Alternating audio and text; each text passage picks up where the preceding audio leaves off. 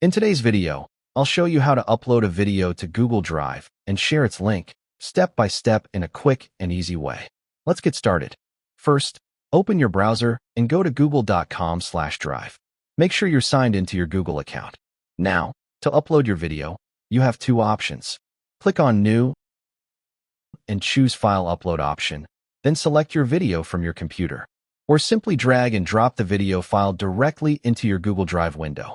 Once the upload starts, you'll see the progress in the bottom right corner. Wait for it to finish. When the video is uploaded, it's time to share it. Right-click on the video file, then select Share. By default, sharing is set to restricted, meaning only people you invite can view it. To make it accessible to anyone, click on General Access Anyone with the link. Now, click Copy Link. This is the shareable link you can send to anyone. Anyone with the link will be able to view or download your video. Once you've copied the link, paste it into an email, message, or anywhere you want to share it. When someone opens the link, they'll be able to play the video directly or download it from the top right corner.